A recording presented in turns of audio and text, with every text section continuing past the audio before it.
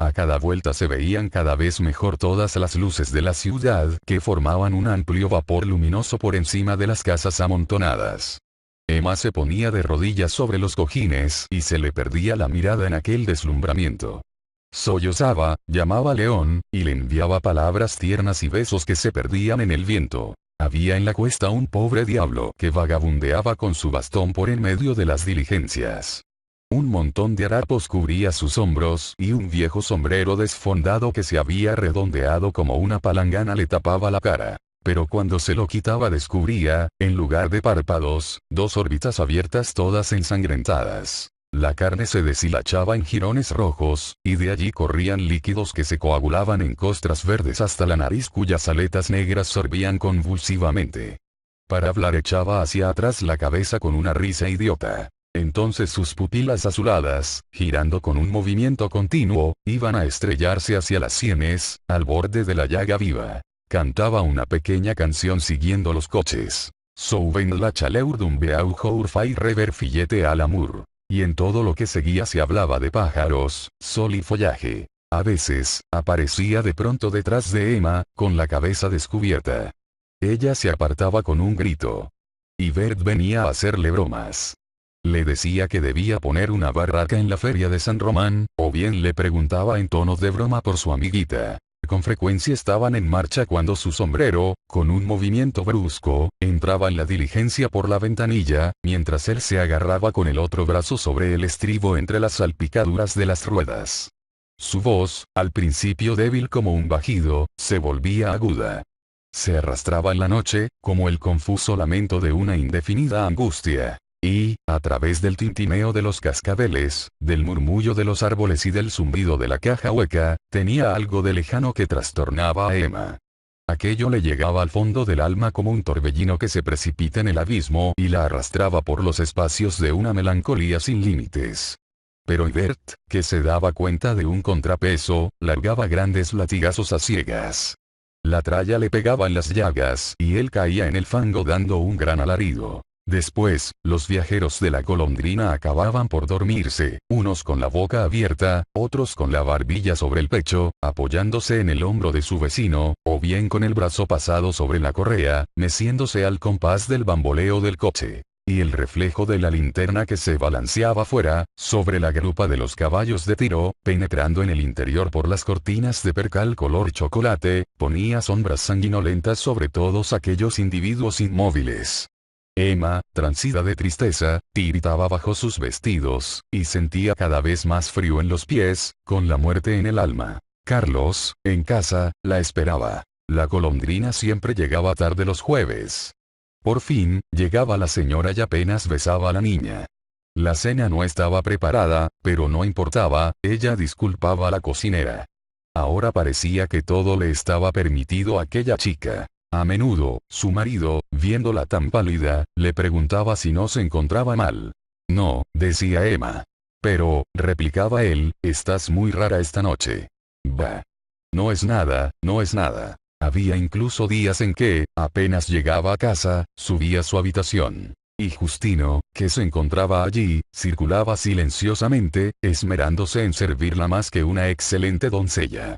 Colocaba las cerillas, la palmatoria, un libro, disponía su camisón, abría las sábanas.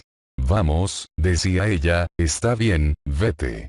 Pero él se quedaba de pie, con las manos colgando y los ojos abiertos como prendido entre los hilos innumerables de un súbito ensueño. La jornada del día siguiente era espantosa, y las que seguían eran más intolerables todavía por la impaciencia que tenía Emma de recobrar su felicidad, codicia áspera, inflamada de imágenes conocidas, y que, al séptimo día, resplandecía sin trabas en las caricias de León.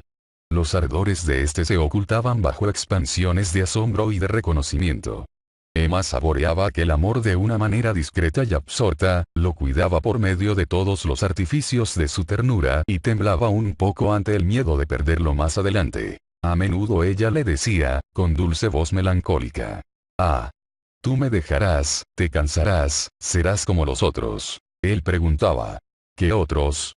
«Pues los hombres, en fin», respondía ella. Después añadía rechazándole con un gesto lánguido: «Sois todos unos infames». Un día que filosofaban sobre desilusiones terrestres, ella llegó a decir, para poner a prueba sus celos o quizás cediendo a una necesidad de expansión demasiado fuerte, que en otro tiempo, antes de él, ella había amado a alguien, no como a ti, replicó rápidamente, jurando por su hija que no había pasado nada. El joven la creyó y, sin embargo, la interrogó para saber lo que hacía aquel hombre. Era capitán de barco, querido. ¿No era esto prevenir toda averiguación y, al mismo tiempo, situarse muy alto, por esta pretendida fascinación ejercida sobre un hombre que debía ser de naturaleza belicosa y acostumbrado a hacerse obedecer? El pasante sintió entonces lo ínfimo de su posición.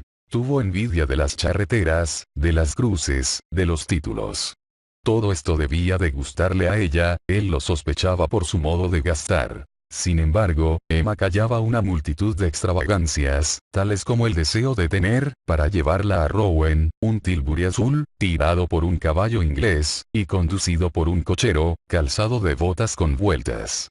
Era Justino quien le había inspirado ese capricho, suplicándole que lo tomase en su casa como criado. Y si esta privación no atenuaba en cada cita el placer de la llegada, aumentaba ciertamente la amargura del regreso. A menudo, cuando hablaban juntos de París, ella terminaba murmurando: «Ah, qué bien viviríamos allí». «No somos felices», replicaba dulcemente el joven pasándole la mano por sus bandos. «Sí, es cierto», decía ella, «estoy loca. Bésame». Estaba con su marido más encantadora que nunca, le hacía natillas de pistache y tocaba valses después de cenar. Así que él se sentía entonces el más afortunado de los mortales, y Emma vivía sin preocupación, cuando una noche, de pronto: «Es la señorita Lempereur, ¿verdad, quien te da lecciones?» «Sí. Bueno, la he visto hace poco, en casa de la señora Liegerd. Le hablé de ti. No te conoce». Fue como un rayo. Sin embargo, ella replicó con naturalidad: «Ah. Sin duda, había olvidado mi nombre». «Pero quizás hay en Rouen», dijo el médico, «varias señoritas Lempereur que son profesoras de piano». «Es posible». Después, vivamente: «Sin embargo, tengo sus recibos, toma, mira». Y se fue al secrétaire, buscó en todos los cajones, confundió los papeles y acabó perdiendo la cabeza de tal modo que Carlos la animó a que no se preocupase tanto por aquellos miserables recibos. «Yo los encontraré», dijo ella. En efecto, el viernes siguiente, Carlos, al poner una de sus botas en el cuarto oscuro donde guardaba su ropa, notó una hoja de papel entre el cuero y su calcetín, la cogió y leyó: «Recibido, por 3 meses de clase y material diverso, la cantidad de 65 francos. Félicie Lempereur, profesora de música, ¿cómo diablos está esto en mis botas?» «Sin duda», respondió ella, «se habrá caído de la vieja caja de las facturas que está a la orilla de la tabla». A partir de este momento, su existencia no fue más que una sarta de mentiras en las que envolvía su amor como en velos para ocultarlo. Era una necesidad, una manía, un placer, hasta tal punto que, si decía que ayer había pasado por el lado derecho de una calle, había que creer que había sido por el lado izquierdo. Una mañana que acababa de salir, según su costumbre, bastante ligera de ropa, empezó a nevar de pronto. Carlos, que observaba el tiempo desde la ventana, vio al abate Bournisien que iba para Rouen en el cochecito del señor Tuvache. Entonces bajó para confiar al eclesiástico un grueso chal para que se lo entregara Madame nada más llegar a la Croix Rouge. Apenas llegó a la hospedería, Bournisien preguntó por la señora del médico de Yonville.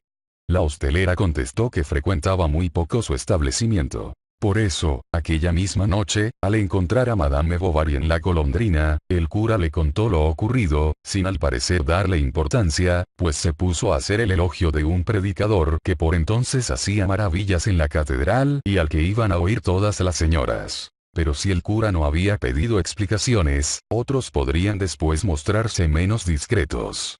Por lo cual Emma creyó conveniente alojarse siempre en la Croix Rouge, de modo que las buenas gentes de su pueblo que la veían en la escalera no pudieran sospechar nada. Un día, sin embargo, el señor Leureux la vio salir del hotel de Boulogne del brazo de león. Y Emma tuvo miedo, pensando que el comerciante se iría de la lengua. No era tan tonto como para eso. Pero 3 días después entró en el cuarto de Emma, cerró la puerta y dijo: «Necesito dinero». ella declaró que no podía dárselo. Leureux se deshizo en lamentaciones y le recordó todas las atenciones que había tenido con ella. En efecto, de los 2 pagares firmados por Carlos, Emma, hasta entonces, solo había pagado uno. En cuanto al segundo, el comerciante, a instancias de ella, había accedido a sustituirlo por otros 2, que a su vez fueron renovados aplazando mucho la fecha de su vencimiento. Después, sacó del bolsillo una lista de artículos no pagados aún, a saber, las cortinas, la alfombra, la tela para las butacas, varios vestidos y varios artículos de tocador, cuyo valor ascendía a unos 2.000 francos. Emma bajó la cabeza. Leureux añadió: pero si usted no dispone de dinero, tiene bienes. Y le indicó una pobre casuchacita en Barneville, cerca de Aumale, que no rentaba gran cosa. Antaño pertenecía a una pequeña granja vendida por el señor Bovary, pues Leureux lo sabía todo, hasta las hectáreas que medía y el nombre de los colindantes. Yo, en su lugar, me desprendería de ella, y aún me sobraría dinero. Emma señaló la dificultad de encontrar comprador. Leureux le dio esperanzas de encontrarlo, pero ella le preguntó cómo se las arreglaría para poder vender. ¿No tiene usted el poder?, le replicó él. Aquella palabra le llegó como una bocanada de aire fresco. Déjeme la cuenta, dijo Emma. Oh. No vale la pena, replicó Leureux. Volvió a la semana siguiente, y presumió de haber conseguido encontrar, después de muchas gestiones, a un tal Langlois, que desde hacía mucho tiempo codiciaba la finca sin ofrecer precio por ella. El precio es lo de menos, exclamó Emma. Había que esperar, por el contrario, a tantear a aquel mozo. La cosa valía la pena de un viaje, y como ella no podía hacerlo, él se ofreció para desplazarse hasta allí y ponerse al habla con Langlois. Una vez de vuelta, dijo que el comprador ofrecía 4.000 francos. Emma se regocijó al conocer esta noticia. Francamente, añadió él, está bien pagada. Emma cobró la mitad del dinero inmediatamente, y cuando fue a liquidar su cuenta, el comerciante le dijo: me apena, palabra de honor, verla deshacerse de golpe y porrazo de una cantidad tan importante como esta. Entonces ella miró los billetes de banco, y pensando en el número ilimitado de citas que representaban aquellos 2.000 francos. ¿Cómo? ¿Cómo?, balbuceó. Oh, replicó Leureux, en tono bonachón, en las facturas se puede meter lo que se quiera. ¿Acaso no sé yo lo que es gobernar una casa? Y la miraba fijamente mientras sostenía en la mano 2 largos papeles que hacía resbalar entre sus uñas. Por fin, abriendo su cartera, extendió sobre la mesa 4 letras de cambio de 1.000 francos cada una. Firme esto, le dijo, y quédese con todo. Ella protestó escandalizada. Pero si yo le doy el sobrante, dijo descaradamente el señor Leureux, ¿no le hago un favor? Y tomando una pluma, escribió al pie de la cuenta: recibido de Madame Bovary 4.000 francos. ¿Qué le preocupa si va a cobrar dentro de 6 meses el resto de la venta de su barraca, y yo le aplazo el vencimiento de la última letra para después del pago? Emma se embrollaba un poco en sus cálculos, le tintineaban los oídos como si alrededor de ella sonaran sobre el suelo monedas de oro que caían de sacos rotos. Finalmente, Leureux le explicó que un amigo suyo, Vinsart, banquero en Rouen, iba a descontar aquellas 4 letras y luego él mismo entregaría a Madame el sobrante de la deuda real. Pero en lugar de 2.000 francos, no le trajo más que 1.800, pues el amigo Vinsart, como es lógico, se había quedado con 200 por gastos de comisión y de descuento. Después le reclamó un recibo con un gesto de indiferencia. Usted comprende, en el comercio, a veces, y con la fecha, por favor, la fecha. Ante Emma se abrió un horizonte de fantasías realizables. Tuvo la suficiente prudencia para guardar 1.000 escudos, con los que pagó a su vencimiento las 3 primeras letras. Pero la cuarta, por casualidad, cayó en casa un jueves, y Carlos, trastornado, aguardó pacientemente a que regresara su mujer para pedirle explicaciones. Si no le había hablado de aquella letra era para evitarle preocupaciones domésticas. Se sentó sobre sus rodillas, le acarició, le arrulló, hizo una larga enumeración de todas las cosas indispensables compradas a crédito. En fin, reconocerás que, para tanta cosa, no resulta demasiado caro. Carlos, sin saber qué hacer, recurrió inmediatamente al eterno Leureux, quien le juró que arreglaría las cosas, si el señor le firmaba 2 letras, una de ellas de 700 francos, pagadera a los 3 meses. Para hacer frente a la situación, escribió a su madre una carta patética. En vez de enviarle la contestación, ella se presentó en casa. Y cuando Emma quiso saber si le había sacado algo. Sí, respondió Carlos.